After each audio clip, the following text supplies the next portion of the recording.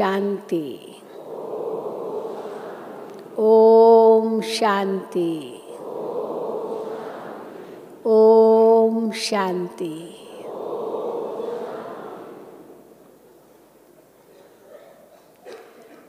यह संगम युगी ब्राह्मण जीवन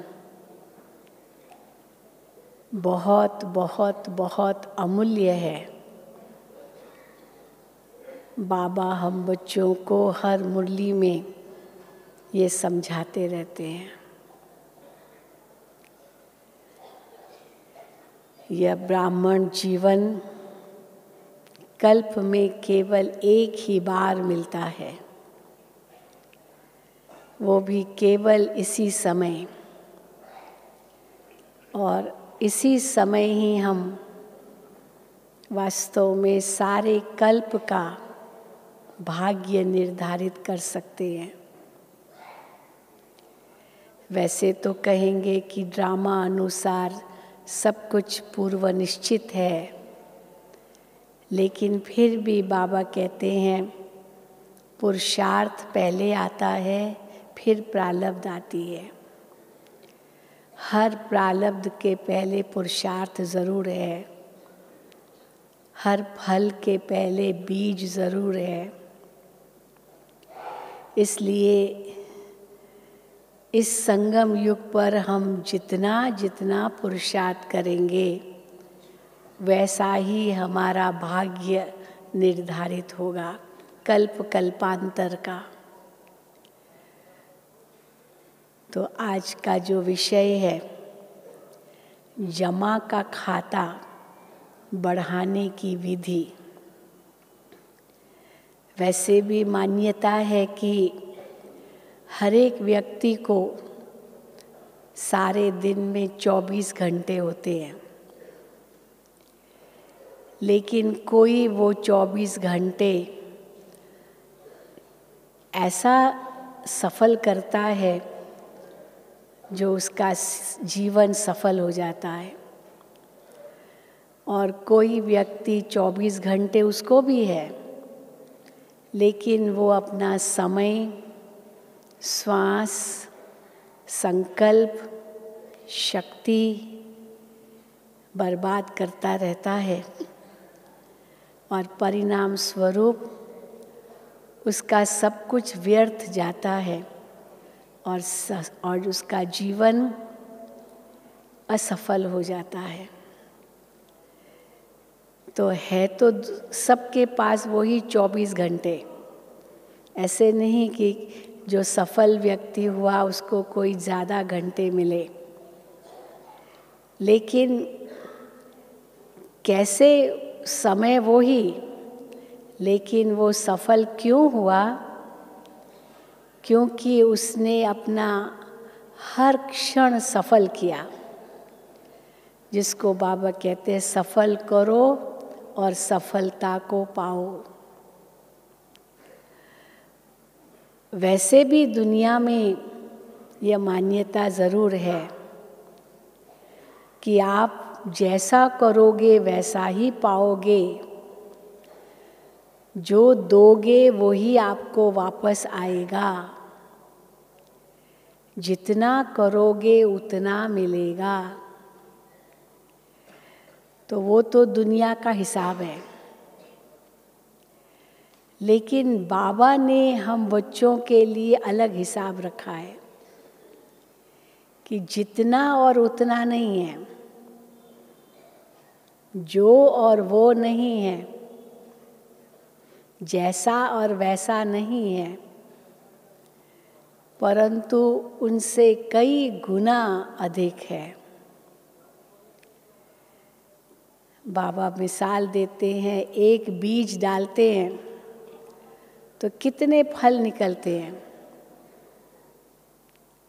एक फल में कितने बीज हैं शायद वो गिनती भी किए जा सकते हो।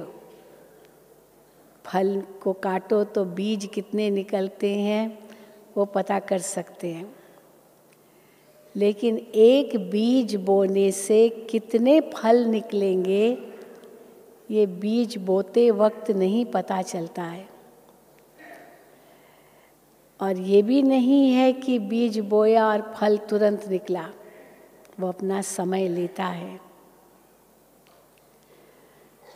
तो कर्मों की गति अनुसार भी ये लागू तो होता ही है, परंतु संगम युग पर बाबा कहते हैं तुम एक बीज बोते हो, उसका लाख गुना पदम गुना तुमको मिलता है। तुम पद्मा पदम भाग्यशाली बन जाते हो। तुम्हारे एक एक कदम में पद्मों की कमाई है। तो जब ये बाबा हम बच्चों को कहते हैं तो ज़रूर मन में संकल्प उठते हैं कि कैसे ये जमा का खाता हम बढ़ाएं, क्योंकि दोनों तरफ है। या तो जमा का खाता बढ़ेगा या तो घटेगा। और जैसे बड़े व्यापारी होते हैं तो उनका व्यापार भी बहुत बड़ा होता है, तो उनका घाटा भी ज़्यादा तो जमा भी ज़्यादा। करोड़ों का जमा हो जाता है और करोड़ों का घाटा भी होता है। छोटे छोटे व्यापारी होते हैं तो घाटा भी कम जमा भी कम, उसी अनुसार जितना उसका व्यापार होगा। तो बाबा कहते हैं तुम तो बहुत बड़े व्यापारी हो, तुमने भगवान के साथ व्यापार किया है। दुनिया में तो मनुष्य मनुष्यों से व्यापार करते हैं, पर भगवान से क्या व्यापार किया है? तुम देते क्या हो और लेते क्या हो? बाबा कई बार मुरली में कहते हैं, एक सिंधी में कहावत है कि सुबह जो साईं बेरा बने लाई, ये सिंधी में कहावत है, मुरली में आता है। सवेरे जो साईं बेरा बने लाई, मत जो मूड़ो गंड जो गूड़ो, एरो ग्राहक दिलाई, सिंधी में कहते हैं। व्यापारी लोग पहले ज़माने में जैसे ही दुकान खोलते थे ना, तो दुकान खोलते समय परमात्मा को प्रार्थना करते थे कि हे ईश्वर, इस सुबह का साईं बेरा बने लाई, बेरा माना बोट, नाव, ऐसा व्यापारी आ जाए हमारे पास, बोट में दूर विदेश से आ जाए, शिप में आ जाए, बेरा बने लाई, उस शिप को हमारे पास ले आए। और वो ऐसा व्यापारी हो जो गंड का गूरा हो, उसकी जेब बहुत भरी हुई हो, पर मत का मूड़ा हो, माना बुद्धू हो, बुद्धू हो। और ऐसा हमें ग्राहक दिलाना हो जो पैसे वाला भी हो और मति उसकी माना बुद्धू हो। तो ऐसा दिलाना ताकि हमारा पहला व्यापार जो बोनी है ना, वो इतनी हो जाए जो हमको कुछ नहीं देना पड़े पर हमको सारा मिल जाए। हाँ, ऐसा। तो ये भक्ति में गाते थे। और पहला ही अगर ग्राहक ऐसा मिल गया जो मूढ़मती है, मत का मूढ़ है और गांठ उसकी जो जेब है वो भरी हुई है, तो पहली सफलता अगर मिल गई तो सारा दिन सफल ही सफल होगा उसके लिए। व्यापारी लोग ऐसे समझते हैं। तो बाबा कहते तुम बच्चे भी कम व्यापारी नहीं हो, तुमने सौदा किया है भगवान के साथ। भक्ति मार्ग में भी हम सौदा करते थे, लेकिन भक्ति मार्ग का सौदा और ज्ञान मार्ग का सौदा में बहुत अंतर है। भक्ति मार्ग में क्या सौदा करते थे? हे भगवान, आप मेरा ये काम कर दोगे ना? तो जैसी जैसी जिसकी क्षमता उस अनुसार वो भगवान को कहता था, हे भगवान, ऐसा मेरा अगर ये काम कर दोगे तो मैं 1000 रुपये का भोग चढ़ा दूँगा, 1,00,000 रुपये का चढ़ा दूँगा, जैसी जिसकी क्षमता।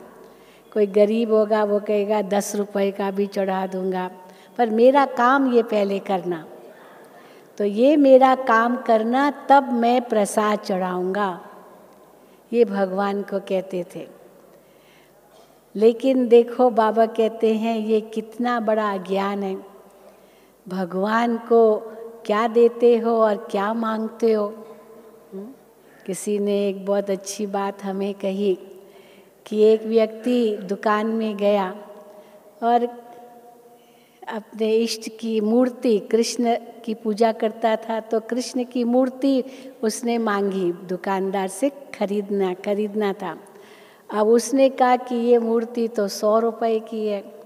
उसने कहा 100 रुपए की तो बहुत महंगी है, मुझे तो 50 रुपए में दो।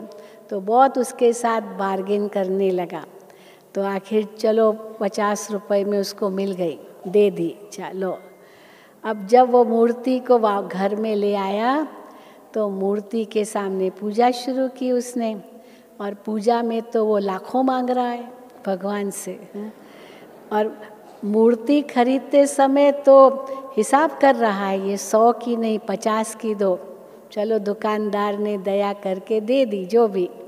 लेकिन जब वो मूर्ति घर में लाई तो लाखों मांग रहा है भगवान से, ये भगवान मेरा ये काम कर देना, वो काम कर देना, ये काम कर देना, मैं इतना प्रसाद चढ़ाऊँगा। अब ये भगवान से सौदा कर रहे हैं। कैसा सौदा? अब हमारा सौदा कैसा है? हम ऐसे करते हैं क्या, बाबा ये काम मेरा कर देना तो मैं भोग लगा दूंगा? ऐसा, ये वास्तव में स्वार्थ का सौदा है। हम बाबा से कैसा सौदा करते हैं? बाबा को कहते हैं बाबा ये सब कुछ आपका है। हम ट्रस्टी होकर रहते हैं, मेरा कुछ भी नहीं है, ये तन भी मेरा नहीं है, मन भी मेरा नहीं है, धन भी मेरा नहीं है, ये सब कुछ बाबा आपका है। और बाबा कहते हैं बच्चे मेरा समझ कर इसको यूज़ करो, ट्रस्टी हो कर के रहो। अब ये भी एक सौदा है।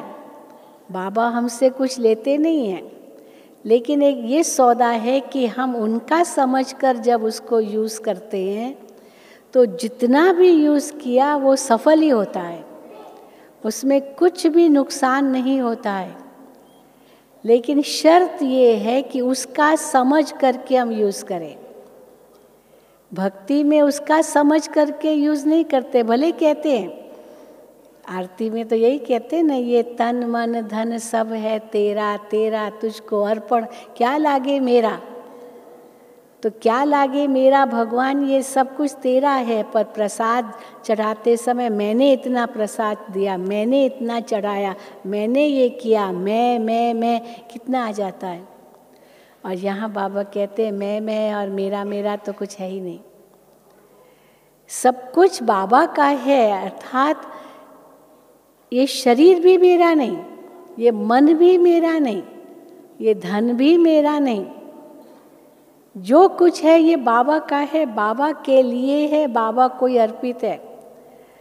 अब ये है सचमुच सफल करते रहना, सफल करना और सफल बनना।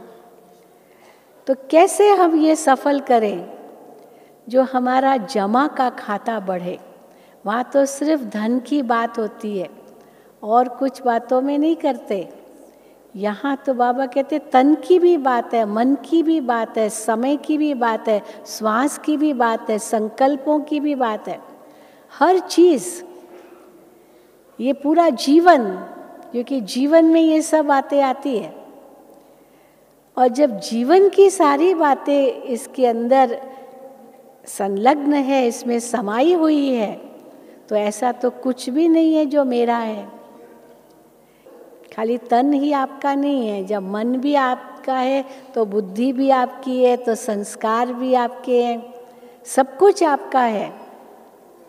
मैं कुछ भी नहीं हूँ, पर बाबा कहते हैं मैं कुछ भी नहीं हूँ। ये जब पूरा आप बेगर बनेंगे तब फिर बेगर टू प्रिंस बन जाएंगे। पर पहले पूरा बेगर बनना पड़ेगा, खाली होना पड़ेगा। जैसे राजा हरिश्चंद्र की कहानी बताते हैं ना, कितनी बड़ी परीक्षाएं उसके सामने आई, मेरा कुछ भी नहीं है, अपने आप को वो समझाता रहा, मेरा कुछ भी नहीं है। उसकी सत्यता की परीक्षा थी। सत्यवान हरिश्चंद्र कहते हैं। और सचमुच उसी परीक्षा में वो जब पास हुआ तो देखो माला माल कर दिया भगवान ने उसको। अब ये कहानियाँ किसकी है? हम लोगों की तो कहानियाँ हैं। जो बाबा कहते हैं कुछ भी अपने लिए नहीं, अपने लिए नहीं माना ये नहीं कि कोई खाली हो जाओ, छोड़ो कुछ भी नहीं, लेकिन ममत्व किसी में भी नहीं रखो। यह बहुत बड़ी बात है। छोड़ देना तो बहुत सहज है। सन्यासी छोड़ के चले जाते हैं, अपना चलो घर बार भी छोड़ा, परिवार छोड़ा, धंधा छोड़ा, सब छोड़ा, और छोड़ करके फिर पता नहीं क्या अपनी पूरी जायदाद बना देते हैं दूसरों के आधार पर, अपना सब कुछ छोड़ करके। तो यहाँ बाबा कहते हैं छोड़ना कुछ भी नहीं है, परंतु ऐसा छोड़ना है जो मेरा कुछ भी नहीं, ऐसा परमात्मा से जोड़ना है जो अपने आप छूट जाए। ये नहीं कि छोड़ूंगा तो पता नहीं क्या होगा, कैसे होगा, नहीं। क्योंकि किसके खातिर कर रहे हैं? कोई हम मनुष्यों के खातिर नहीं कर रहे हैं, भगवान के खातिर कर रहे हैं। तो जब ये बुद्धि में आता है तो हम कदम कदम अपना सफल करते हैं।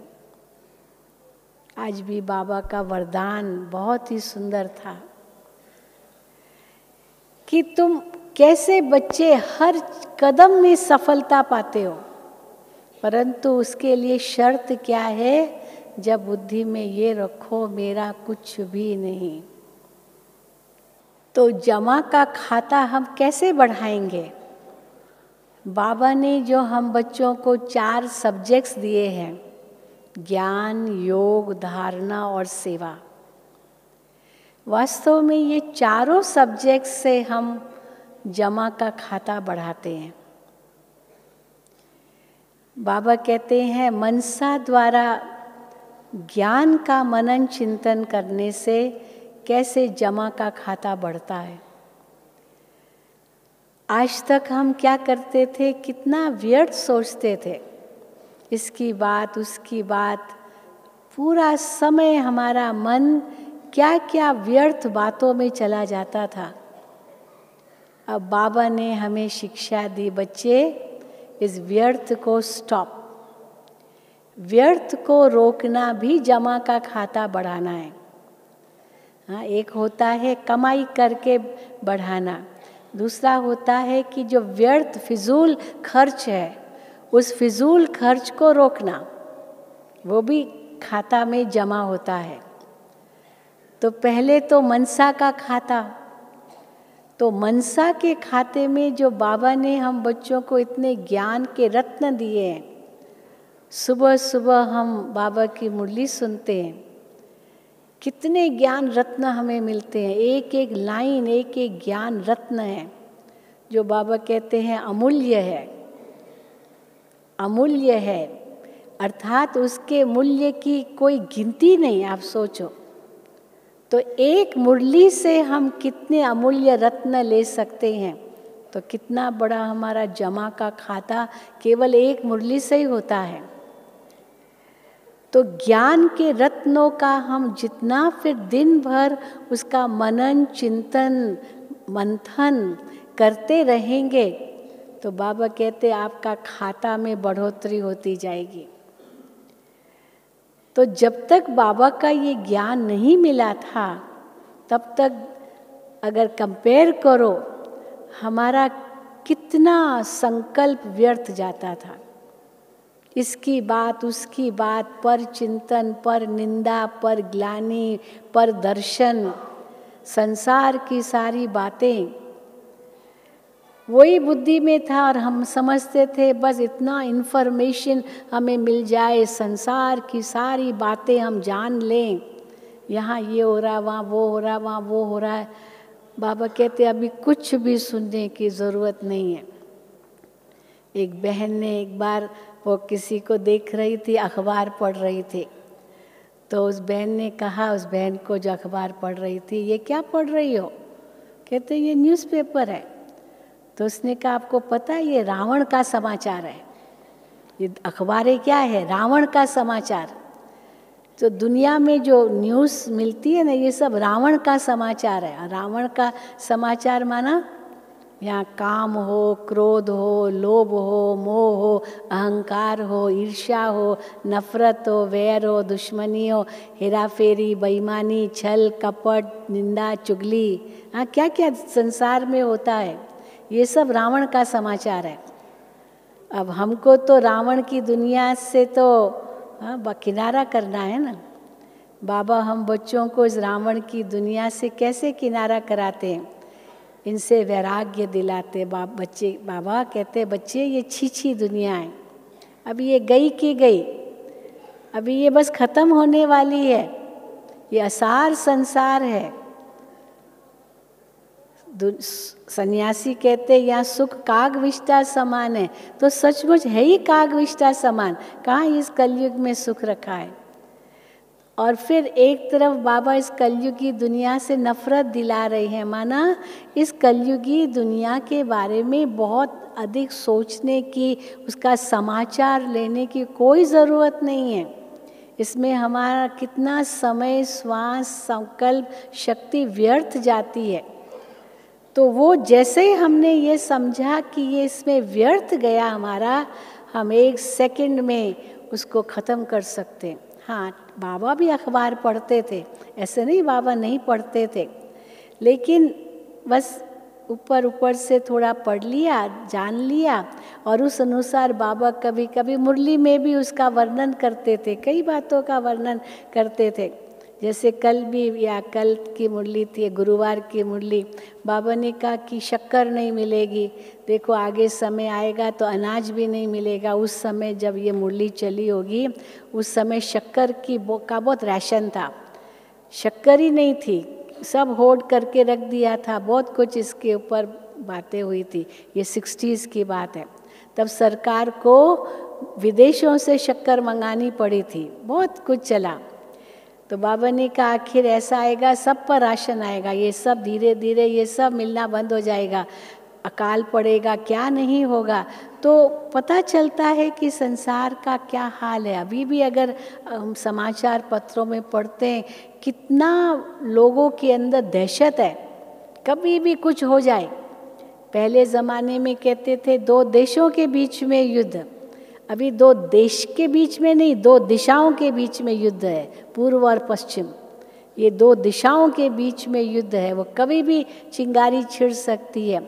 तो बाबा कहते थे कि हाँ ये पता चले तो उससे आपको और बेहद का वैराग्य आएगा।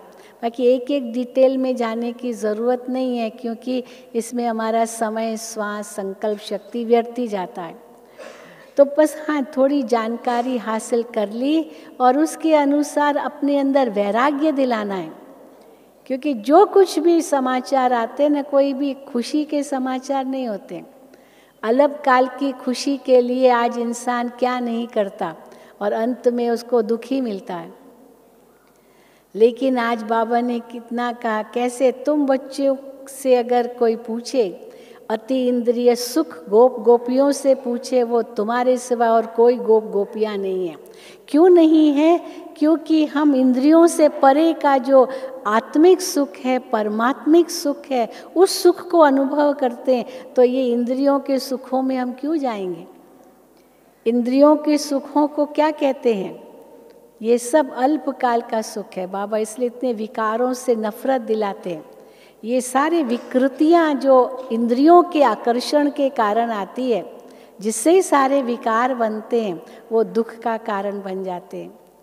और बाबा कहते तुम बच्चों को इंद्रिय जीत बनना है, तुमको विकारों पर जीत प्राप्त करनी है, तुमको माया जीत बनना है, तुमको इंद्रिय जीत बनना है, तुमको विकर्मा जीत बनना है, तुमको कर्मातीत बनना है। अब ये जो सारी बातें हम बच्चों को कहते हैं, बाबा कहते हैं, तो उसके लिए समय हम कितना निकाल रहे हैं, कितना हम दे रहे हैं अपने आप को समय। इसीलिए हमारा हर श्वास संकल्प कितना सफल हो रहा है वो हर एक अपने आप से पूछे। तो एक तो ज्ञान का जितना मनन चिंतन करेंगे उतना हमारी कमाई होती जाएगी, क्योंकि वो रत्न हम भर रहे हैं। जैसे बाबा बिजनेसमैन का मिसाल देते हैं, जब उनके पास ग्राहक आते हैं, वो ग्राहक जब आते तो नींद ही उड़ जाती है, क्योंकि धन मिलता है ना। ये ज्ञान धन जब आत्माओं को मिलता है तो नींद तो उड़ ही जाती है, क्योंकि इतना धन मिल रहा है हमें। ये जमा का खाता बढ़ रहा है हमारा, क्योंकि जितना ये बढ़ाएंगे अपने ऊपर यूज़ करेंगे, जिसको आज बाबा ने मुरली में कहा चैरिटी बिगिंस एट होम। पहले अपने परिवार को वो यूज़ करना है, परिवार को यूज़ करना माना अपनी इंद्रियों के लिए कैसे एक एक ज्ञान का रत्न हमारे लिए काम आए। मीठा बोलना है, दृष्टि कैसी रखनी है, व्यवहार कैसे करना है, ये हम अपने लिए करें। फिर दूसरों के साथ हमारा व्यवहार है। इसलिए मनसा वाचा और कर्मणा, आज बाबा ने कहा, और कर्मणा के साथ फिर संबंध और संपर्क, ये सारी बातें आती हैं। ये सब कमाई हो रही है या हमारा घाटा हो रहा है, ये हर कदम पर हम देख सकते हैं। बाबा बहुत अच्छे मिसाल देते हैं कि देखो, ज़ीरो लगाओ, 3 बिंदी लगाओ, कोई भी बात सामने आए बिंदी लगाओ। कई भाई बहनें आते हैं, बहन जी उसने मेरे साथ ऐसा व्यवहार किया, उसने मेरे साथ ऐसा व्यवहार किया, अब मैं क्या करूं, कैसे करूं। तो यही बाबा कहते बस बिंदी लगाओ, बिंदी लगाओ। पता नहीं कितने जन्मों का कोई कैसा कर्मों का खाता होगा, चलो चुकतू हो गया। उसने मेरी ग्लानि की, उसने मेरी निंदा की, ये मुझे ऐसा नुकसान दिया पहुंचाया, ये किया वो किया। अब बहन जी मेरे को तो नींद ही मेरी उड़ गई, मैं क्या करूं, बहुत चिंता रहती है। अब बाबा कहते छोड़ो तो छूटो, छोड़ो तो छूटो। पकड़ के रखा है ना, इसीलिए फंस गए हो। छोड़ो तो छूटो। जैसे बंदर का मिसाल देते ना, बंदर को अगर पकड़ना है तो क्या तरीका अपनाते हैं बंदर को पकड़ने का। एक मटका होता है, वो मटके का वो जो उनका जो होल है, छेद है, वो छोटा होता है, अंदर वो बड़ा है। अब वो उसको चिपका दिया है धरती से, और उसके अंदर चने रखे हैं या कुछ भी रखा है, और बंदर देखता है, उसका हाथ उसमें जाता है उसको लेने के लिए। अब लेना चाहता है, पर वो ले तब सकता, वो छूट तब सकता है जब वो हाथ छोड़े। अगर वो चीज़ भी लेनी और भागना भी है तो वो भाग नहीं सकेगा, क्योंकि वो जो मटका है वो तो चिपका हुआ है। अब वो भागना भी चाहता है और वो चीज़ भी चाहता है, अब दोनों तो नहीं होगी। वो कब भाग सकेगा, जब उसको क्या करेगा, छोड़ेगा। छोड़ेगा नहीं तो उसका हाथ निकलेगा नहीं, और हाथ नहीं निकलेगा तो भाग नहीं सकता है जब तक छोड़े नहीं। तो हम भी क्या करते हैं, बंदर से कम है क्या? छोड़ो तो छूटो, तो ये कहाँ हम भूल जाते हैं।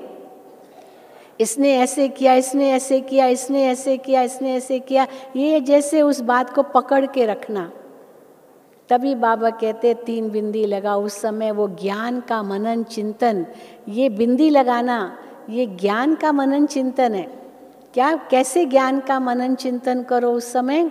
सबसे पहले यही सोचो, कोई किसी जन्म का हिसाब किताब था, चुकतू हो गया। चाहे उसने मेरी ग्लानि की, मेरी इंसल्ट की, मेरा नाम बदनाम किया, मेरा ये हुआ वो हुआ, चलो हिसाब किताब चुकतू हुआ। ये कितनी बड़ी ये ज्ञान की पॉइंट है, ये रत्न है बहुत बड़ा। एक कहानी सुनाते हैं इस पर कि एक व्यक्ति था, एक राजा था। उस राजा के पास एक फ़कीर आया। फ़कीर तो उस समय माना बड़े ज्ञानी होते थे। तो आया का फ़कीर ने कहा कि मैं आपको ये तावीज़ देता हूँ, आप इसको गले में लगा के रखना, और इसका बहुत बड़ा मूल्य है, पर ये इसके अंदर जो चीज़ पड़ी है वो आप तभी निकालना जब कोई ऐसा समय आ जाए जब आप उसको झेल न सको, ये तभी खोलना, नहीं तो नहीं खोलना। ये एक बड़ा रत्न है इसके अंदर। तो बड़ा महंगा दिया उसने, चलो उसने पहन लिया तावीज़, वो पहन ली। तो अचानक उसके राज्य पर हमला हुआ, किसी और राजा ने हमला किया राज्य पर, और इस राजा को उसके सिपाही बहुत दूर ले गए, जंग कहाँ पर, गुफाओं में ले गए और इसको छिपाया। अब ये छिप के गुफा में था, और वो दुश्मन के सिपाही आए और उसको ढूंढने लगे, पर ये गुफा में छिपा हुआ था, तो इसीलिए वो उसको पकड़ नहीं सके। लेकिन जब ऐसा टेंशन में था, उसी समय उसने वो याद आया उस फ़कीर की तावीज़, और उसने तावीज़ खोली और उसमें तावीज़ में एक कागज़ था, और कागज़ पर क्या लिखा था, ये भी बीत जाएगा। बस इतना, एक ही अक्षर था, एक ही वाक्य था, ये भी बीत जाएगा, ये भी बीत जाएगा। बस उसने वो रट लिया, ये भी बीत जाएगा, ये भी बीत जाएगा, ये भी बीत जाएगा। और एकदम उसका मन शांत होता गया।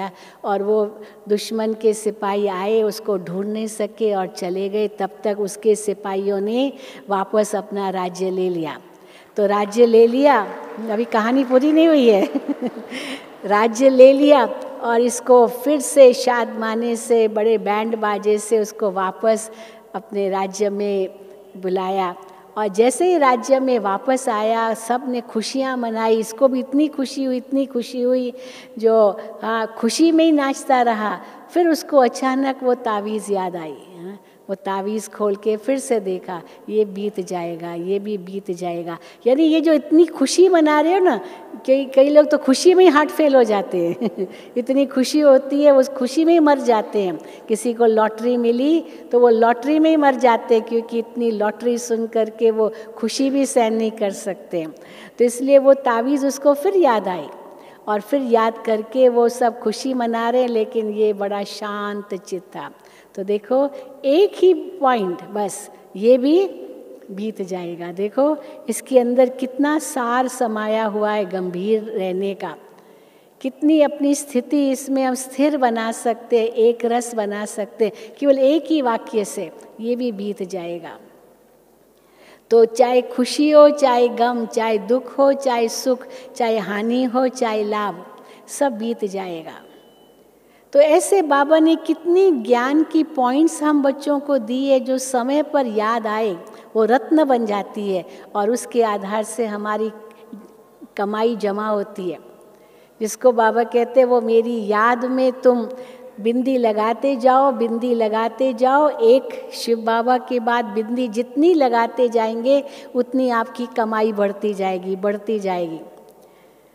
कई बार ऐसा, हाँ बिल्कुल बढ़ेगी, क्यों नहीं बढ़ेगी। हमेशा ये सोचो, बिंदी लगाई माना हमारी कमाई बढ़ी, क्योंकि एक के बाद बिंदी लगाई। मेरे सब संबंध एक बाबा से हैं।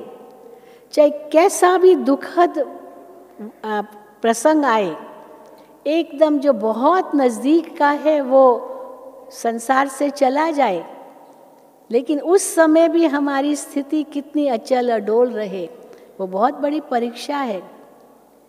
और उस समय हम ये सोचें कि मेरे सब संबंध एक शिव बाबा के साथ है। ये तो जीवन साथी था या जो भी संबंधी था, ये केवल एक जन्म का साथी था। बस एक वाक्य ही हम याद करें, वो हमको स्थिर बना देगा। और वो स्थिर बनाया माना एक ज़ीरो और ऐड किया, अपनी कमाई ऐड की। नहीं तो कितने व्यर्थ सोच चलते हैं। सबसे बड़ा व्यर्थ सोच तो यही चलता, अब मेरा क्या होगा। हम तो कई बार कहते हैं, अगर कोई बहुत नज़दीक का कोई शरीर छोड़ता है तो वो गया, उसका दुख नहीं होगा, वो तो गया, लेकिन अब मेरा क्या होगा, हाँ मेरा क्या होगा, ये अपना स्वार्थ सताता है। उस समय हम ये भूल जाते हैं कि मेरा सच्चा साथी तो भगवान है। भगवान मेरा साथी है। ये तो सब इस मुसाफिरी में सब हमारे साथ मुसाफिर है। कोई आज जाएगा, कोई कल जाएगा, कोई परसों जाएगा, कोई भी यहाँ परमानेंट रहने वाला नहीं है। तो ये जब हमारी बुद्धि में ये बातें आएगी, ये बिंदु लगाना है, आत्मा बिंदु, परमात्मा बिंदु, ड्रामा बिंदु। ये ड्रामा का बिंदु भी ज़ीरो ऐड होता जाता है, कमाई बढ़ती जाती है। चलो जो हुआ अच्छा हुआ, जो हुआ ठीक हुआ, ड्रामा। बस ड्रामा कहा, बिंदी लग गई, बस बिंदी लग गई बुद्धि को, क्योंकि ड्रामा में ऐसा ही होना था। 1 सेकंड में बिंदी लग गई, हमारी कमाई हो गई। नहीं तो कितने व्यर्थ संकल्प चलते हैं। तो ज्ञान के जितने भी रत्न हम जमा करते जाएंगे, उतनी हमारी कमाई बढ़ती जाएगी, बढ़ती जाएगी। फिर योग देखो, कल भी बाबा ने कहा एक्यूरेट याद। वो एक्यूरेट याद क्या है? उस गंभीरता से याद। बाबा जो है, जैसा है, उसको उसी रूप में याद करना, उसी प्रकार से, उन्हीं संबंधों से याद करना। उस बिंदु में सिंधु की शक्ति है। बहुत सुंदर अनुभव हम कर सकेंगे। भले भक्ति मार्ग में परमात्मा सर्वव्यापी है, ये मान्यता है, लेकिन अनुभव कुछ भी नहीं है। हम तो वो अनुभव कर सकते हैं कि कैसे बाबा हमारे साथ है, हमारे सिर पर उनका हाथ है। एक छत्र छाया जैसे बाबा बनकर हमारी छत्र छाया बन के हमें आगे ले जा रहे हैं। ऊपर भी है, आगे भी है, पीछे भी है, साथ भी है। आगे कैसे हैं? हमारा गाइड बन के हमें आगे ले जा रहे हैं। बाबा कहते बस कदम पर कदम रखना है। ब्रह्मा बाबा के 10 कदम, ब्रह्मा बाबा के 100 कदम, हाँ ऐसे बहुत कुछ पॉइंट्स बाबा हमें देते हैं। साकार मुरलियों में, अव्यक्त मुरलियों में बहुत कुछ आता है। तो एक पॉइंट भी रखी बुद्धि में कि ब्रह्मा बाबा ने क्या किया, मुझे उनके कदम पर कदम रखना है। अगर ऐसी परिस्थिति में ब्रह्मा बाबा यहाँ होते तो क्या करते? अगर ये भी संकल्प किया ना, मुझे वही करना है जो ब्रह्मा बाबा करते, ये भी अगर बुद्धि में आया, मानो आपकी कमाई जमा हुई। तो ब्रह्मा बाबा के कदम पर कदम आपने रखा, वो एक कदम में पद्मों की कमाई जमा हो गई। तो मेरे आगे भी बाबा है, मैं उनको बस कदमों पर कदम रख के आगे चल रहा हूँ। मेरे पीछे भी बाबा है। कैसे बाबा पीछे है? मेरा गार्ड बन कर के मेरी रक्षा कर रहा है। हम देखते हैं ना, कई ऐसे VIPs होते हैं, प्राइम मिनिस्टर, प्रेसिडेंट, बड़े बड़े लोग VIPs, उनकी आगे पूरी सेना होती है, मानो उनके बॉडीगार्ड्स भी होते हैं। और वो बॉडीगार्ड्स क्या करते हैं? पूरा घेराव करते हैं उनको, ताकि कोई अंदर ऐसे आ न सके उनके घेराव के अंदर। वो बीच में होता है और उसकी पूरी रक्षा होती है आगे पीछे।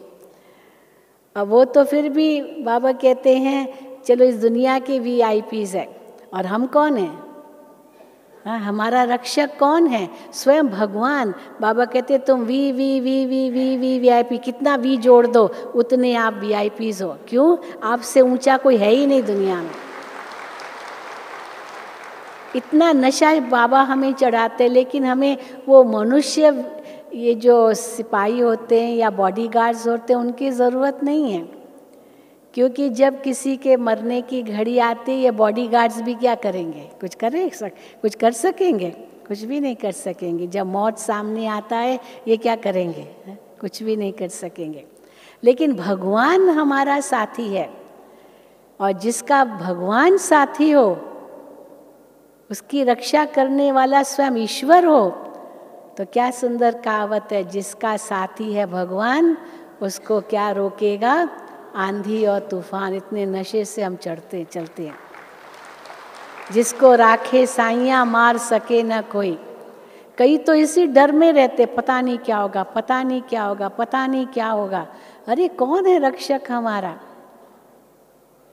तो इसीलिए जब बुद्धि में वो बाबा के साथ मेरे सर्व संबंध है, तो वही मेरे आगे है, वही मेरे पीछे है, वही मेरे साथ है, मेरा सच्चा साथी है, वही मेरे सिर के ऊपर मेरा रक्षक है, मेरी छत्र छाया है, तो हम कैसे अपने संकल्पों को निडर बनाएंगे, कैसे अचल बनाएंगे, कैसे अडोल बनाएंगे, कैसे बिंदु लगा सकेंगे, इतना सहज हो जाएगा।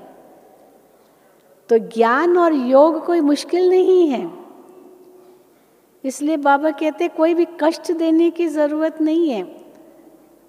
हमारी कमाई जमा हो रही है, कमाई जमा हो रही है, हर घड़ी हर श्वास में कमाई जमा हो रही है।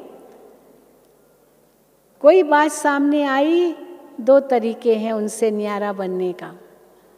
एक तरीका है अपने अंदर चले जाओ, बस मैं आत्मा, बिंदु आत्मा, बस बिंदु बन जाओ। जैसे कछुआ अपने इंद्रियों को कैसे सिकोड़ लेता है, सिकोड़ लिया, उसकी रक्षा हो गई। कछुए का जो ऊपर का कवच होता है वो बहुत स्ट्रांग होता है, कोई उस पर पाँव भी रख दे ना, ऐसे नहीं वो मरेगा, बहुत मजबूत होता है।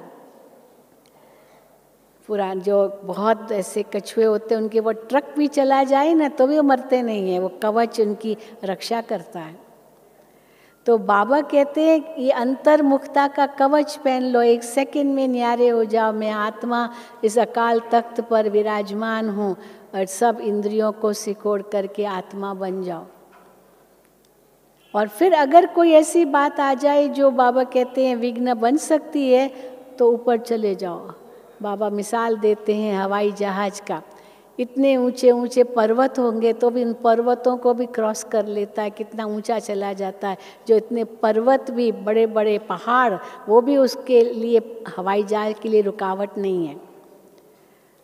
तो जैसे वो मिसाल है, वो किसके लिए? वो हमारे लिए है। वो स्थूल चीज़ें ऐसे कर सकती, वो जानवर कर सकता है, तो हम क्यों नहीं कर सकते हैं? लेकिन हमारी सारी अपनी मनसा की बात है। 1 सेकंड में छोड़ो तो छूटो, उड़ जाओ, तो वो इतनी बड़ी चीज़ होगी, वो छोटी दिखेगी। कैसे छोटी दिखेगी, हम उसको कैसे छोटा बना सकते हैं? हाँ, जैसे हम लोग पढ़ते थे, स्कूल में पढ़ते थे, आपको एक लकीर दी जाती है और कहा जाता है कि अब इस लकीर को छोटा करो, छोटा करो लकीर, अभी बिना इसको काटे इस लकीर को छोटा करो। तो कैसे करेंगे उसको छोटा बिना काटे? हैं? उसके ऊपर बड़ी लकीर लगा दो। तो उसके ऊपर बड़ी लकीर लिख दी तो क्या हो जाएगा? वो लकीर छोटी हो जाएगी। कितना सहज है, बिना उस लकीर को काटे हम बड़ी लकीर लगा देंगे। लकीर को काटने की ज़रूरत नहीं है, पर हम उसके ऊपर बड़ी लकीर लगा सकते हैं, वो तो हमारे हाथ में है ना। तो हम अगर उनसे ऊंचे चले गए तो वो विघ्न, वो बात, वो समस्या, वो जो भी बात है वो छोटी हो जाएगी। पर अब कैसे जाएंगे ऊपर? जो बाबा कहते हैं न्यारे हो जाओ, मेरा कुछ भी नहीं है, मेरा कुछ भी नहीं है, इसलिए का छोड़ो तो छूटो। इंग्लिश में कहते हैं लेट गो लेट गॉड। हाँ, उस दिन भी बाबा ने मुरली में कहा कि कोई किसी बच्चे को कोई ऐसी भारी चीज़ होती है, अब बेचारा उठा नहीं सकता है, खुद को भी नहीं उठा सकता, चीज़ को क्या उठाएगा? तो कहेगा मम्मी ये तुम लो, हाँ पापा लो, क्योंकि नहीं उठा सकता है, तो बाबा को दे दो। बाबा कई बार कहते हैं यूज़ मी, वो किचरे के डब्बे होते हैं ना रोड पर, पता है यूज़ मी, हाँ बाबा को दे दो। वो किचरा नहीं, कई बार किचरा हाथ में होता है, क्या कर रहे हैं, कहाँ रखूँ, कहाँ फेंकूँ? तो वो दिखते किचरे का डब्बा पड़ा, डालो यूज़ मी। तो भगवान को क्या बनाओ? किचरे का डब्बा। किचरे का डब्बा माना जो भी अंदर में कमियां, कमजोरियां, ये सब बाबा को दे दो, अपने पास संभाल के मत रखो। बाबा अब आप संभालो। अब ये इतना सहज है, और बाबा बैठा है, 1000 भुजाओं वाला बैठा है। कई बार ये ड्रामा दिखाते हैं, बहुत सारी डांस दिखाते हैं, वो डांस में अनेक डांसर्स होती है, तो वो सामने एक ही डांसर दिखाई देती है, लेकिन उसके पीछे लाइन में कई डांसर्स होती है और उनके केवल हाथ दिखाई देते हैं। हाथ कैसे वो हाथ बनाते, हजारों हाथ। तो हजारों हाथों वाला ब्रह्मा कहते हैं। तो 1000 हाथ बाबा कहते हैं वो कौन से? वो बाबा के बच्चे हैं। तो बाबा के बच्चे भगवान के साथी हैं, पर उन साथियों ने पहले सब कुछ उसको सौंपा है। तब फिर बाबा कहते हैं मैं उठा लेता हूँ और तुम सब मेरे साथी बन जाते हो। अकेला भी बाबा क्या करेगा, लेकिन पहले सौंप के तो देखो। केवल कहना नहीं है, सौंप के देखो। माना कहा जरूर, अब सौंप दिया इस जीवन का भार तुम्हारे हाथों में, जीत तुम्हारे हाथ में, हार तुम्हारे हाथ में। केवल कहने मात्र नहीं, पर हजारों हाथों वाला भगवान वो मेरा साथी है और हम उनके साथी हैं। तो साथी बन करके भगवान का हमें कार्य करना है। बाकी ये छोटी मोटी बातें, ये तो संसार की बातें, आज है कल नहीं होगी। तो इनसे न्यारे हो जाओ, वो बाबा को दे दो। और भगवान के कार्य में अगर अपना हाथ बटाएंगे तो बाबा 100 गुना, 1000 गुना, लाख गुना, करोड़ गुना उसका रिटर्न देता है। क्योंकि समय पर काम आए, समय पर भगवान के कार्य में हाथ दिया, वो भगवान का ही हाथ बन जाएगा। समय पर जो हाथ दिया तो उसका कितना बड़ा एवजा मिलता है।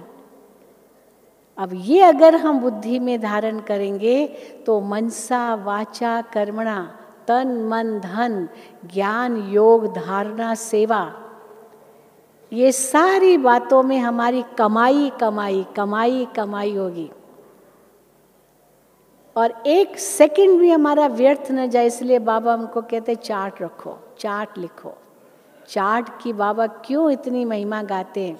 क्योंकि चार्ट से पता चलता है कि हमारा मन कहाँ जा रहा है, हम क्या वचन बोल रहे हैं, क्या कर्म कर रहे हैं, क्या हमारे संबंध संपर्क में बातें आती है, कहाँ बुद्धि जाती है, कहाँ श्वास जा रहा है, कहाँ हमारा धन लग रहा है। तो जब चार्ट अनुसार हम उस पर ध्यान देते हैं तो ऑटोमेटिकली हमारा सब कुछ सफल होता है। लेकिन बाबा कहते हैं साथ साथ ये भी ध्यान रखो, जो कल करना सो आज कर, जो आज करना सो अभी, क्योंकि पल में प्रलय होगी, फिर करोगे कभी, समय बहुत कम है। इसलिए बाबा ने 3 शब्द दिए। एक बाबा ने कहा अचानक, अचानक। दूसरा बाबा ने कहा एवर रेडी, और तीसरा बाबा ने कहा बहुत काल का अभ्यास। ये तीनों बातों पर पूरा ध्यान देना है, क्योंकि जो कुछ भी होना है अचानक होना है, ये पहले कह करके नहीं आएगा। इसलिए हर बात के लिए हमें तैयार रहना है। कुछ भी हो जाए, सोचना भी नहीं है, प्लान नहीं बनाने हैं। उस दिन भी बाबा ने मुरली में कहा प्लान भले बनाओ, लेकिन प्लेन बुद्धि होके बनाओ। भविष्य में क्या करना है, कैसे करना है, उसके प्लान तो बनाने पड़ेंगे। ये मकान बनाना है, ये सेवा करनी है, ये करना है, वो करना है, बनाओ। फिर संगठन में वो राय निकालो, फिर जो सबकी राय बने उसको स्वीकार करो। मालिक बन करके राय दो, फिर जो स्वीकार हो वो बालक बन करके स्वीकार करो। ये नहीं कि मेरी राय क्यों नहीं ली, हाँ मैंने जो कहा वो क्यों नहीं माना, नहीं, फिर बालक बन जाओ, प्लेन बुद्धि बन जाओ। तो इसमें भी आपका समय, श्वास, संकल्प शक्ति बच जाएगी, व्यर्थ नहीं जाएगा। तो हर कदम कदम पर ये देखते रहना है, मेरा कुछ व्यर्थ तो नहीं जा रहा है, मेरा कुछ अनर्थ तो नहीं हो रहा है, मेरा सब कुछ सफल हो रहा है। इसलिए देखो गाड़ी के अंदर भी ब्रेक का बड़ा महत्व है। ब्रेक बहुत पावरफुल चाहिए। अगर ब्रेक पावरफुल नहीं होगी तो कितने एक्सीडेंट्स हो जाते हैं। इसीलिए ब्रेक की बहुत बड़ी आवश्यकता है, अपने संकल्पों को ब्रेक देने की, वाणी को ब्रेक देने की। ये जो मैं शब्द बोल रहा हूँ या बोल रही हूँ, इससे किसी को दुख तो नहीं पहुँचेगा। पर हम क्या सोचते, मुझे बोलने दो ना, हाँ उबाला आया निकाल दो। नहीं, अपने वाणी पर भी पूर्ण कंट्रोल हो। किसी को बाबा कहते दुख मत दो, ऐसे कोई शब्द मत कहो जो किसी को दुख हो। ऐसा कोई कर्म नहीं करो जो किसी को दुख पहुँचे, क्योंकि ये रिटर्न मिलना है। और घाटा होना है तो वो भी 100 गुना, लाख गुना, करोड़ गुना होगा। फायदा होना है तो भी 100 लाख करोड़ गुना होना है। हम बहुत बड़े बिजनेसमैन हैं, तो हर कदम सोच समझ कर उठाना है।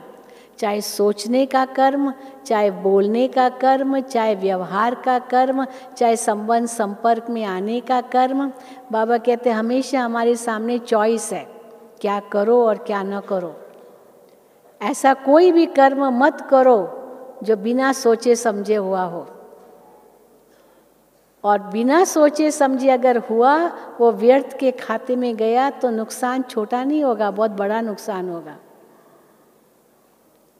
तो जबकि हम संगम युग पर कमाई के युग में बैठे हैं, जो सारे कल्प की कमाई कर रहे हैं, तो कितना अपने ऊपर ध्यान देना है, बस यही बुद्धि में रखना है।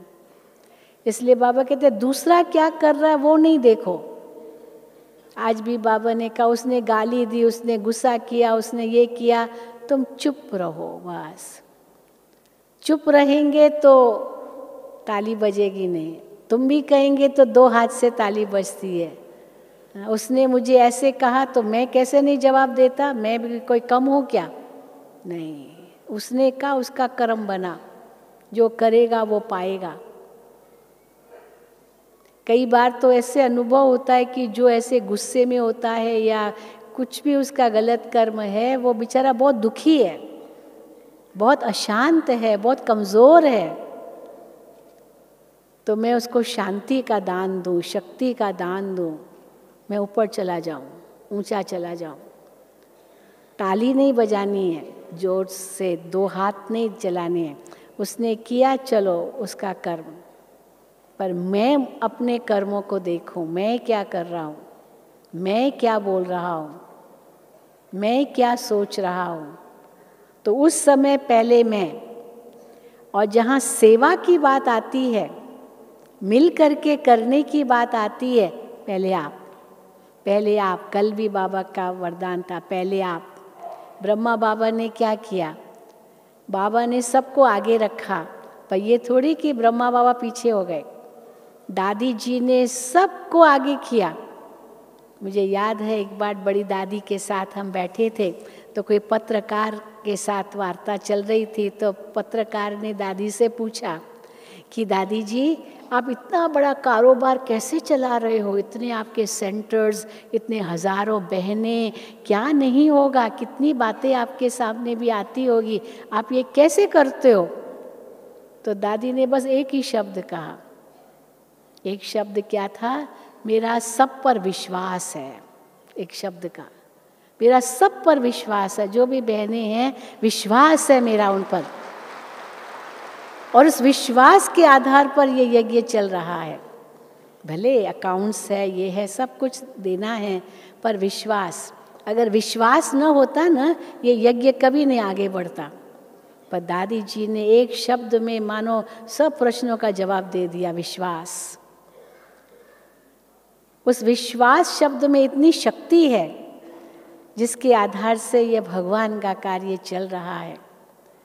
और जहाँ सत्यता है, उस सत्यता की तो जीत होनी ही है। सत्यता की कभी हार हो ही नहीं सकती है। बस अंदर में ये देखना है कि मेरे अंदर सत्यता कितनी है, और जो करेगा वो तो पाएगा ही। इसीलिए मुझे क्या करना है वो मुझे देखना है, अपना हर कदम सफल करना है, सफल करना है, सफल करना है, सफल करके सफलता को पाना है। अच्छा, ओम शांति, ओम शांति, ओम शांति।